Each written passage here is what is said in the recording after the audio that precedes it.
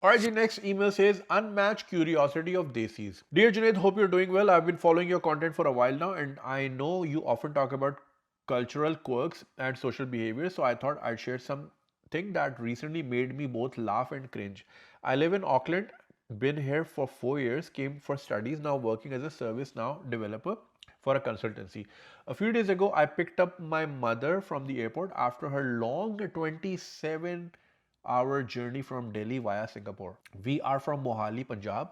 Like most Desi parents, for comfort and safety, she befriended half the flight, exchanging life stories and backgrounds with fellow travelers. Many were elderly passengers, mostly parents, visiting their children, and interestingly, quite a few were from Pakistan. Now, my ancestors on both sides are originally from Bahawalpur, and my mother speaks flawless Bahawalpuri, so she was thrilled to chat with her Pakistani counterparts. They all bonded over their long journeys, their kids living abroad, and of course, the default Desi icebreaker.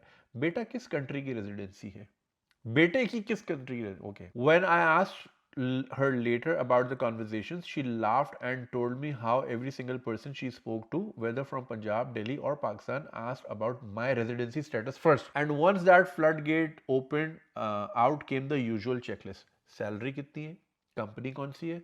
Suburb में रहते हो? How many bedrooms in the house? Position in the company? Spouse, his education, his salary, और गाड़ी कौन सी है? I cringed hard. I mean, I'm happy she had an entertaining flight, but why are our people like this? Why are we so intrusive about each other's lives, especially in a first meeting? It's almost as if small talk doesn't exist in our culture. We dive straight into investigative journalism. The funniest part, these details add zero value to their lives. They're not offering job referrals, real estate tips, or matchmaking services. They're just collecting data for free. Is it just deep rooted curiosity, a leftover habit from times when everyone in a village knew everything about each other? Or do we as a culture measure people's worth by these specific metrics? I'd love to hear your take on this, because if there's anyone who can break this down with wit and wisdom, it's you. Looking forward to your thoughts. Best regards. So ये जैसे कि आपने देखा, ये Auckland से आई है. अच्छा, ये आपका जो नाम है, are you Harbhajan Singh wife by any chance? But then why would you be New Zealand? क्योंकि नाम आपका वही है. सॉरी. इंट्रूसिव मैं खुद हो गया. असल में वो आपका, मैं आपको लिंक्डइन पे देख लेता हूँ एक बार, ताकि मेरी क्यूरियोसिटी ख़त्म हो जाए. नहीं, so for me it's like कि मुझे देख कौन रहा है, तो वहाँ से मेरी क्यूरियोसिटी ज़्यादा जागती है कि मुझे कौन कौन लोग देख रहे हैं. अच्छा, you are not on LinkedIn, और मे बी शायद मैंने सही से ढूंढा नहीं, या फिर आपने अच्छा आपने निकनेम दिया हुआ है अपना. आई थिंक इसको मैं थोड़ा सा चेंज कर लूँ अगर नाम आपका नहीं आ रहा. खैर, इट्स ओके, माय बैड. सो हाँ, मेरा तो ये होता है कि सिर्फ ये मेजर करना होता है मुझे कौन कौन देख रहा है और कहाँ कहाँ से देख रहा है. तो अगर हरभजन सिंह की बेगम मुझे देख रही है तो यार क्या ही बात है, ज़बरदस्त. एनीवे, खैर आप भी मेरे लिए उतनी ही वैल्यू रखती हैं. सो जैसा कि आपने सवाल सुना कि इनकी मदर 27 घंटे की फ्लाइट से आई, and of course she ended up befriending, because my mom would also befriend people on on the bus. वो दोस्तियां कर लेती थी औरतें आपस में. औरतों की दोस्तियां बड़ी जल्दी होती हैं. तो या अब उन्होंने जब बहावलपुरी में बात की तो वो भी पाकिस्तानी भी हैरान हो गए, कह रहे इंडियन आंटी इतनी अच्छी कैसे बोल रही हैं. वैसे बहावलपुरी पंजाबी क्या डिफरेंट होती है, आई वुडंट नो, बट या मैं एक ही बार गया हूँ बहावलपुर. सब ब्यूटीफुल सिटी. इट्स लाइक इतना साफ लगता ही नहीं पाकिस्तान है. तो हमारी मिसालें भी इतनी, हर चीज़ सफाई पाकिस्तानी लग रहा था. सो पाकिस्तानी जो है पहले ही उसमें जो है सवाल खुल गए कि भाई रेजिडेंसी है कि नहीं है, पासपोर्ट मिल गया नहीं मिल गया, सैलरी कितनी है, घर किराए का है, कितने कमरे का है, शौहर क्या दामाद क्या करता है, उसकी सैलरी कितनी, वगैरह वगैरह. अब ये इस पे जब इन्होंने पूछा, सवाल ही ये है कि भाई ये क्यों, हम ये गांव में रहते थे इससे करते. देखिए, एक तो हमारी, मैंने हमेशा कहा है हमें स्मॉल टॉक नहीं आती, नहीं आती स्मॉल टॉक हमें नहीं, क्योंकि हमारा कोई अपना एक्सपोजर नहीं ज़िंदगी में. सो यू नो, अब जैसे अगर आपको आपकी मदर को सिंगापुर वाली फ़्लाइट का कनेक्शन में पाकिस्तानी लोग मिले तो वो सिंगापुर भी डिस्कस कर सकते थे अगर उन्होंने सिंगापुर देखा होता, या न्यूजीलैंड के बारे में आपको दो चार चीज़ें बता सकते थे अगर आपकी मदर का पहला ट्रिप था. बट अज्यूमिंग कि आप ऑलरेडी वहाँ हैं तो शायद आप ज़्यादा बेहतर बताएंगे. बट वो सब में अपना कोई फ़ायदा हो नहीं रहा ना. हमें वैसे ताक झांक की आदत है एज अ नेशन. वो ताका झांकी वो गांव में हमारे भी मोहल्ले में आंटी होती थी, उनको सबके घर का सब पता होता था. ये नहीं पता था अपने शौहर का चक्कर किससे चल रहा है. वो फिर दूसरों ने बताया कि बहन तेरा शौहर ये कर रहा है, उनको सबका पता था. डिस्टेंट फैमिली का भी पता था कि किसके घर की कौन से कलर की गाड़ी है। अगर फलाने रंग की गाड़ी खड़ी हुई है तो यानी फलाने वाले आए हुए हैं, राइट? मतलब इतनी नॉलेज। अपने शौहर का नहीं पता, शौहरगान लच्छन उसके थे अपने। खैर, तो एक तो ये चीज़ वहाँ से आती है कि हमें ताका झाकी की आदत है, बिकॉज और ज़िंदगी में वैल्यू है नहीं। देखिए, शाम काटनी होती है, लोगों की सुबह तो कट जाती है, मर्द काम पे निकल गया, औरत ने घर के काम कर लिए, ट्रेडिशनली अगर हम बात करें तो शाम की चाय कैसे गुजरेगी? ठीक है, पहले वो लैंडलाइन के फ़ोन, या उससे भी पहले तो फिर चार औरतें मोहल्ले की बैठ गई, डिस्कशन हो गया ना। तो शर्मा, वही शर्मा जी का लड़का वाला सिंड्रोम है, तो शर्मा जी का लड़का ये करे। अच्छा, एक तरीका, एक वजह इन सब की ये भी होती है कि वो मेजर करना चाह रहे होते हैं कि आपसे डील किस तरह करना है। For example, it's a very Karachi thing कि अगर आप किसी अपर क्लास पार्टी में जाएंगे तो वो ना आपसे पूछेंगे आपका स्कूल कौन सा था, और वो उस बुनियाद में वो जज कर लेते हैं कि are you one of us और यू नॉट। क्योंकि अगर आप एक ट्रेडिशनल एलिट लेवल स्कूल के हैं तो अच्छा, फिर आपका भी बैकग्राउंड मिलता जुलता हमारे जैसा ही होगा, तो आपकी वैल्यू सिस्टम भी हमारे से होगी। तो वो जानने की वजह ही ये होती है कि एक तो ट्राइबलिज्म होता है कि are you one of us और नॉट, और दूसरा ये होता है कि आपको ट्रीट कैसे करना है, राइट? तो मुझे अच्छी तरह याद है, मैं एक अंग्रेज़ी का स्टैंड अप कॉमेडी शो देखने गया था कराची में। उस ज़माने में बाहर से आते थे, 3-4 अंग्रेज़ आए, महीने में एक होता था, और वहाँ पे वो सारा अंग्रेज़ी में होता था। I went there with my wife, right? तो एक साहब ने मुझसे मिल के अच्छा, मैं वीडियो करता था अपने स्टाइल में, जिस तरह की मेरी वीडियोज़ आती थी, तो आई कम अक्रॉस एज, पता नहीं मैं क्या जाहिल सुनाई देता हूँ, आई डोंट नो। तो साहब ने बोला, you here for the show? मैंने, yes I am. I didn't know you understand English. Like, ये क्या बात की है तूने यार? दिल तो किया उसके मुंह पे बोलूं ये बात, मैं पहले ऐसा था नहीं। I should be like that, मैं मुंह पे बोलूं यार आपने बहुत चूतिया बात की है, लाइक तू ही अंग्रेजी स्कूल गया है, मैं नहीं जा सकता क्या? या मुझे नहीं आ सकती अंग्रेजी क्या? तो बस वो एक क्लासिज्म बैठी हुई है। सो गाड़ी का पूछना, रेजिडेंसी, ये पूछना, ये मेजर करना होता है कि हमारा जो लड़का है वो आपसे ऊपर है या नीचे है, तो आपको ट्रीट कैसे करना है।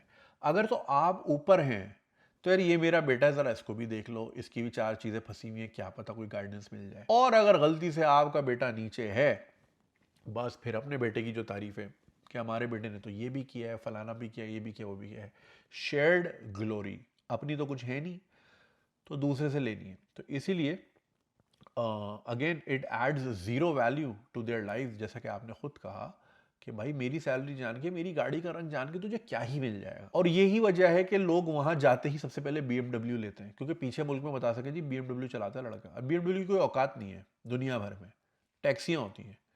मगर ये अच्छा, एक और चीज़ मैंने रिसेंटली नोटिस करना शुरू की, ख़ास तौर पे when ever I am making a video overseas, तो ये जितने राइडर वगैरह होते हैं ना, तो ये तो या तो अपनी जैकेट उतार देते हैं या अपनी बाइक छुपा देते, कहते हैं यार इस साइड आ जाओ, ठीक है। ये 2 बार हुआ अभी रिसेंटली, जब मैं दुबई में वो रोड शो कर रहा था।